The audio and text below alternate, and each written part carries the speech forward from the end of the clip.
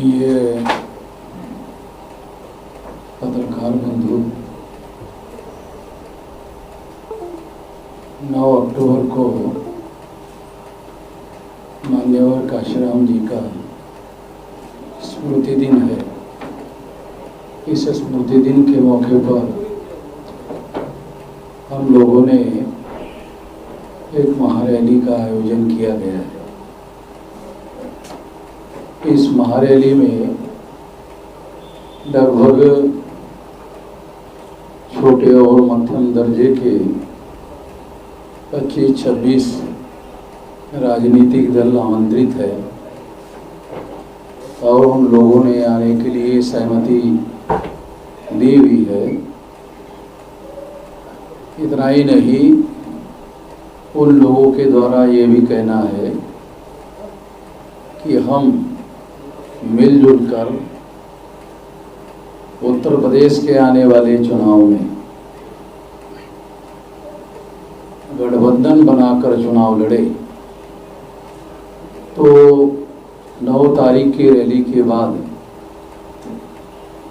बहुजन मुक्ति पार्टी के नेतृत्व में लगभग 25-30 छोटी और मध्यम दर्जे की राजनीतिक पार्टियां मिलकर एक गठबंधन का निर्माण किया जाएगा और उसकी घोषणा की जाएगी। इसकी प्राथमिक तैयारी के तौर पर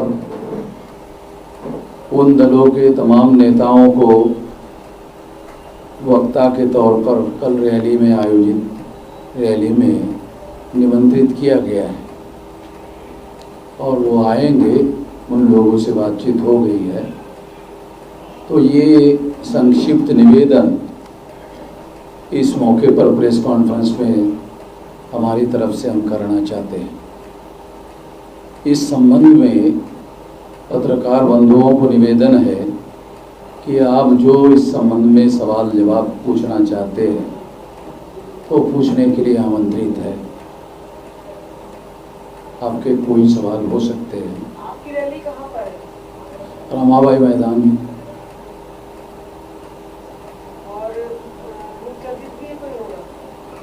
मुख्य अतिथि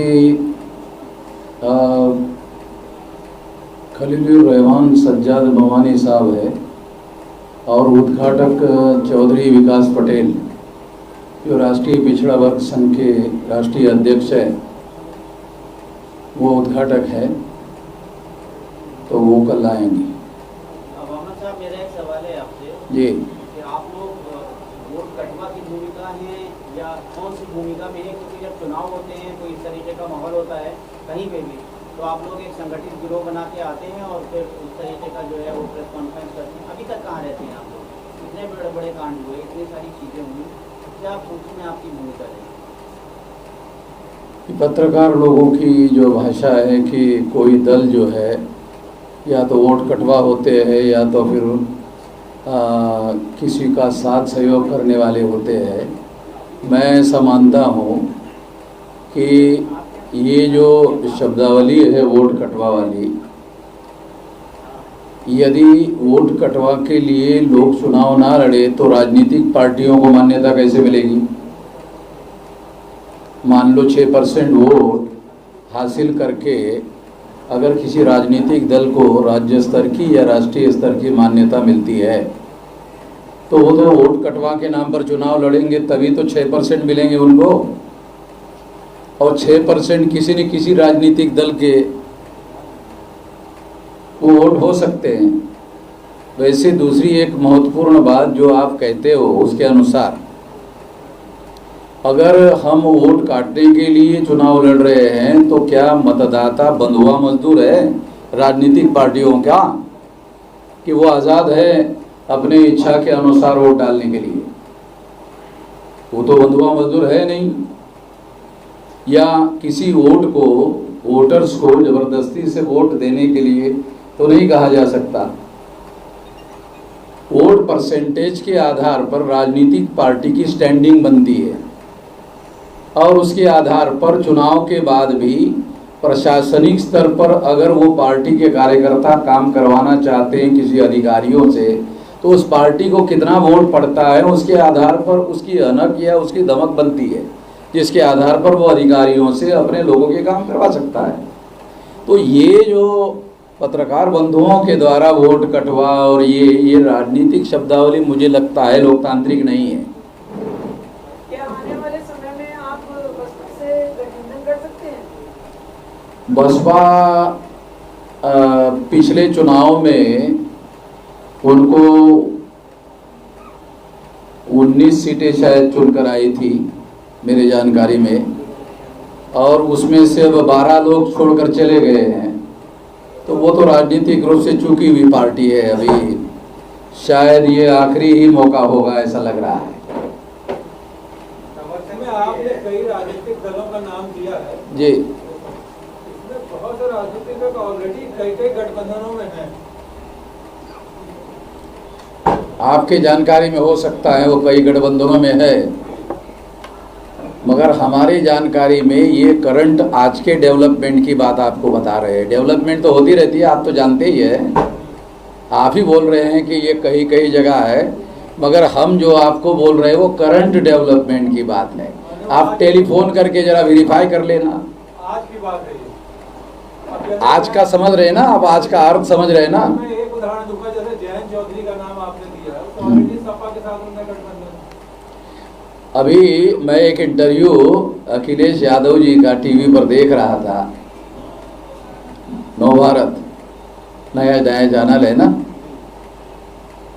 तो उन्होंने ये पूछा कि क्या मैं ये अपने चैनल पे घोषित कर दूं कि चौधरी के साथ जयंत के साथ आपका गठबंधन हो गया है। तो अखिलेश जी ने कहा नहीं नहीं होगा, हुआ नहीं है। आप पत्रकार हैं, आपके पास करंट इन्फॉर्मेशन होनी चाहिए। ये करंट इंटरव्यू की बात आपको बता रहा हूँ। सर, करंट इंफॉर्मेशन की बात अगर करें तो इसी तरीके का एक जो समूह है वो पिछले चुनाव से पहले भी बना था, और उसके जो घटक के मुखिया थे वो संजय निषाद जी थे, और आज जो सरकार के साथ हैं, और उस समय जो है वो सरकार का विरोध कर रहे थे। तो ये सारी स्थितियों और परिस्थितियों वाली बात है। हाँ, तो ये तो बात बराबर है। संजय निषाद के बारे में तो आपको ये भी जानकारी होगी कि अभी अभी जो मंत्रिमंडल में कुछ लोगों को शामिल किया गया, उनको भी शामिल करने की बात हो रही थी ना। उनको शामिल नहीं किया गया, एक स्टिंग ऑपरेशन किया गया, और एक स्टिंग ऑपरेशन में वो कुछ बातें कहते हुए राजभर जी के साथ दिखाई दे रहे हैं, और वो स्टिंग ऑपरेशन के बाद बीजेपी ने उनको इस तरीके से मरोड़ा कि उनकी बोलती बंद हो गई, और वो उप मुख्यमंत्री मंत्री सब चुप हो गए। आपके सामने की कहानी है। अब वो बोल नहीं रहे कुछ भी, और उनके कहने पर वोट लोग बीजेपी को डाल देंगे, ऐसा अभी मामला नहीं है। नवभारत टाइम्स की आपने अगर खबर पढ़ी होगी तो उसके और 13 दल है उसके जाति के निषादों के। नवभारत टाइम्स की अगर खबर आपने पढ़ी होगी तो 13 और है। क्या है नवभारत टाइम्स, क्या है भाई साहब की पार्टी की? हाँ, तो आपने समर्थन किया है या आपका प्रेस कॉन्फ्रेंस आप कर रहे हैं, तो समर्थन के लिए आपने बहुजन मुक्ति पार्टी ही क्यों? तो उन मुद्दों को, जो मुद्दे हम उठा रहे हैं, यदि वो पार्टी हमारे मुद्दों का समर्थन करती है मूल रूप से, तो उसका समर्थन हम लोग मुद्दों के आधार पर कर रहे हैं। मान लो कल उनकी सरकार आती है और उन मुद्दों पर काम नहीं करते, तो उनके खिलाफ भी मोर्चा खोलने के लिए और आंदोलन करने के लिए हम आज़ाद है। हम कोई बंधुआ मजदूर है क्या? हम स्वतंत्र है भाई। भारत मुक्ति मोर्चा या बहुजन क्रांति मोर्चा कोई बंधुआ मजदूर संगठन नहीं है। आप लोगों को याद होगा 2 बार हमने भारत बंद करवाया। एक 5 मार्च 2019 को 13 पॉइंट रोस्टर के ऊपर, तो नरेंद्र मोदी को संसद में संविधान संशोधन करना पड़ा, याद है ना आप लोगों को। दूसरा 29 जनवरी 2020 को सीएए के विरोध में भारत बंद किया। प्रधानमंत्री और Amit Shah ji daily CAA CAA CAA CAA CAA बोलते थे। वो 29 तारीख के बाद सीएए बोल रहे हैं क्या? अभी उनके गृह राज्य मंत्री को पार्लियामेंट में अपोजिशन पार्टी ने पूछा कि ये सारे देश भर में आप अमल करने वाले थे, इसकी कहाँ तक तैयारी आ गई है? तो मंत्री ने जवाब दिया कि सरकार ने अभी इस पर कोई विचार नहीं किया है। विचार करने तो दीजिए ना, मैं हूँ और दोबारा भारत बंद करने के लिए, मालूम है उनको। इस तरह की जानकारियां कम आ पाती हैं। अब आप लोग हमारा भारत बंद होकर एक सिंगल लाइन की खबर नहीं छापते, ये तो आप लोगों की जिम्मेदारी है भाई। भारत बंद होकर सिंगल लाइन की खबर आप नहीं छापते। उन्होंने इतनी सारी जिम्मेदारियां दे रखी हैं, कितनी निभाएं? अभी पत्रकार लोगों को सारे देश को चलाना है, ये बात तो अब सही है। उस देश में हमारा भी तो नंबर है भाई। राम जी, हाँ जी, इतनी पार्टियां मिलकर आप एक गठबंधन बना रहे हैं, तो सीटों का बंटवारा किस तरह से करेंगे? सीटों का बंटवारा तो आपस में मिलजुल कर सलाह मशवरे से होगा ना। हर पार्टी की जो अपनी स्टैंडिंग है, मान लो एक सिद्धांत है कि मान लो किसी ही पार्टी का 8 विधानसभा में प्रभाव क्षेत्र है, सिद्धांत वो 4 जगह वो दूसरों का समर्थन करेगा तो उसको 4 जगह समर्थन देंगे दूसरे पार्टी वाले। सिंपल सिद्धांत है। मान लो उसका 8 जगह प्रभाव है, 8 ही जगह वो सीटें मांग रहा है, तो वो दूसरों को समर्थन किस आधार पर करेगा? तो सिद्धांत है कि नहीं? नहीं, सिद्धांत बता रहा हूं। आपने एक सवाल पूछा कि सीट बंटवारे का कोई ना कोई सिद्धांत होगा कि नहीं, हर पार्टी का।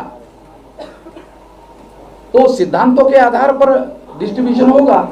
और हमारी कोशिश केवल गठबंधन की नहीं है, ये पहला गठबंधन करने के बाद में महागठबंधन के लिए भी हमारा प्रयास होगा।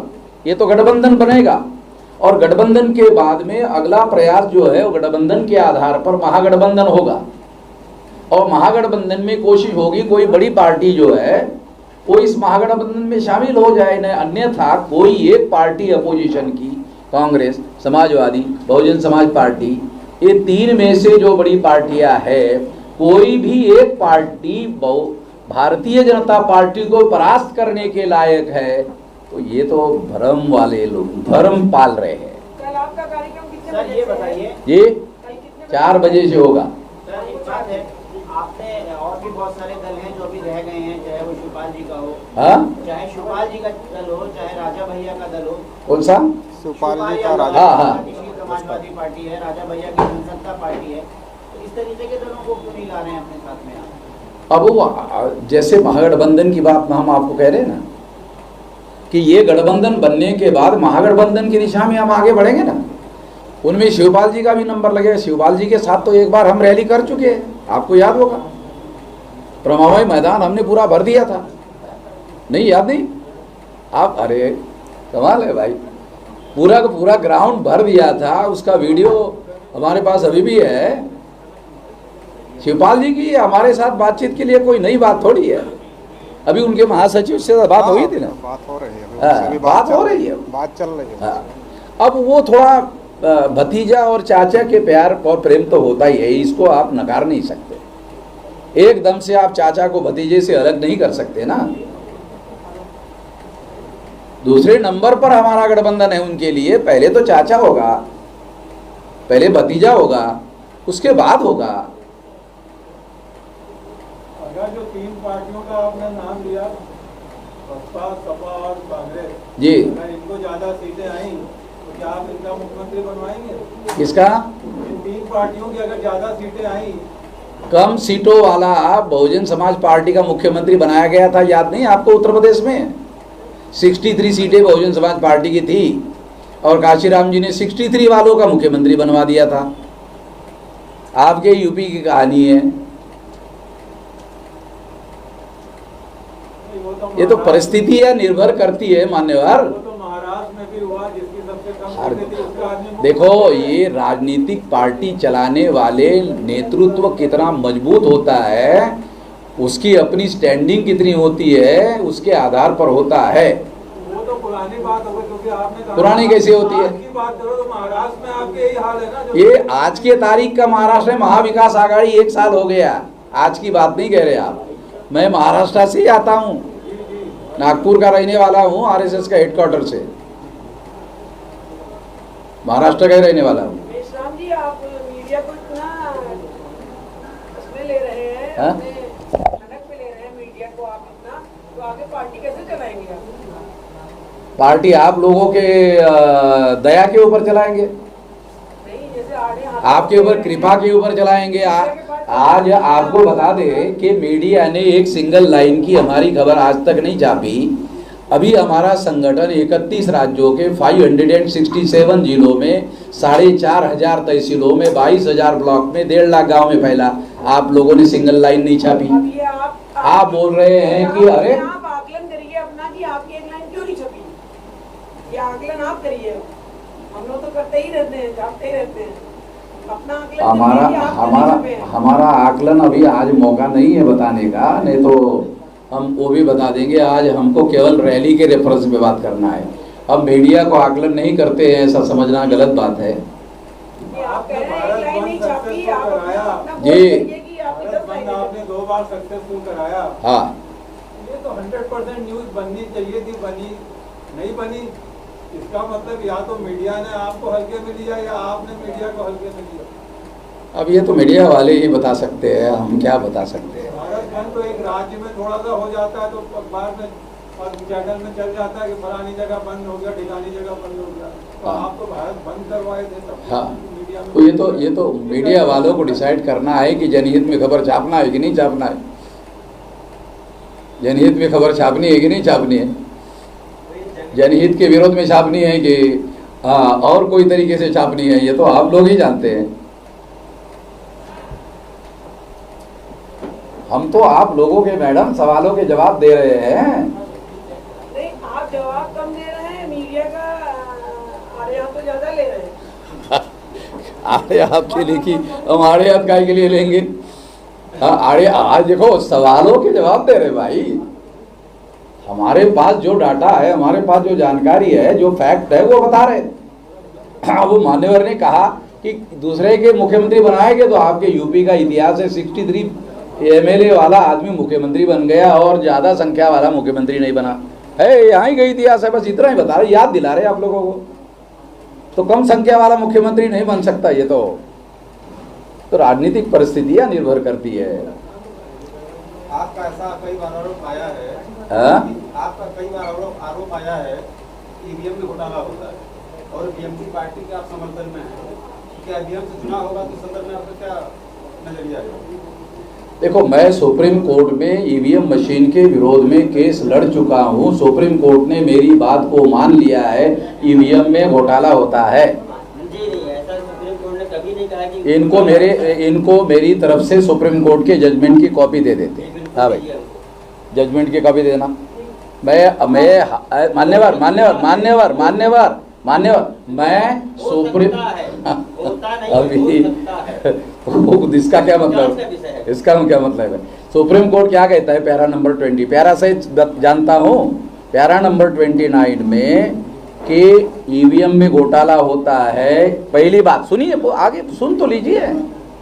आपको डाटा लेकर के गलत साबित करने के लिए आपके पास मौका है, जानकारी ले लीजिए। हम कह रहे हैं सुप्रीम कोर्ट ने आगे कहा कि इसलिए घोटाला होता है, इसलिए फ्री फेयर एंड ट्रांसपेरेंट चुनाव करने के लिए पेपर ट्रेल मशीन लगाई जाए। अगर घोटाला नहीं होता है ईवीएम में तो सुप्रीम कोर्ट ने paper trail machine free fair and transparent चुनाव करने के लिए लगाया जाता है, ऐसा ऑर्डर क्यों दिया?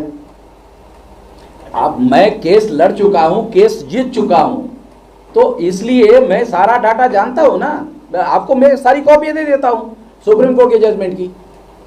एक बार सुप्रीम कोर्ट ने मान लिया घोटाला होता है तो मामला तो खत्म हो गया। सुप्रीम कोर्ट संविधान की सर्वोच्च संस्था है, व्याख्या करने वाली। अगर उन्होंने मान लिया घोटाला होता है तो फिर मामला खत्म हो गया है, चर्चा का मामला नहीं है। घोटाला होता है, उन्होंने मान लिया, फिर उसमें चेंज करने के लिए उन्होंने फ्री फेयर ट्रांसपेरेंट के लिए पेपर ट्रेल लगाया। पेपर ट्रेल लगाने के बाद आदेश देने के बावजूद भी चुनाव आयोग ने नहीं लगाया। फिर मैं सुप्रीम कोर्ट गया और 24 अप्रैल 2017 को दूसरा ऑर्डर लाया और फिर सुप्रीम कोर्ट ने ऑर्डर दिया कि 2019 के चुनाव में सारे देश भर में पेपर ट्रेल मशीन लगाई जाएगी मेरे ऑर्डर पर। मान्यवर, आपको वो भी कॉपी दे देता हूं। अगर आप खबर छापना चाहते हैं तो बहुत सारा फैक्ट दे देता हूँ, तथ्य कैसे घोटाला होता है। पूरे एक्सपर्ट टेक्निकल इंजीनियर लोगों के साथ देता हूँ आपको। बोल लीजिए, मुझे कोई दिक्कत नहीं है। लेना चाहते हैं।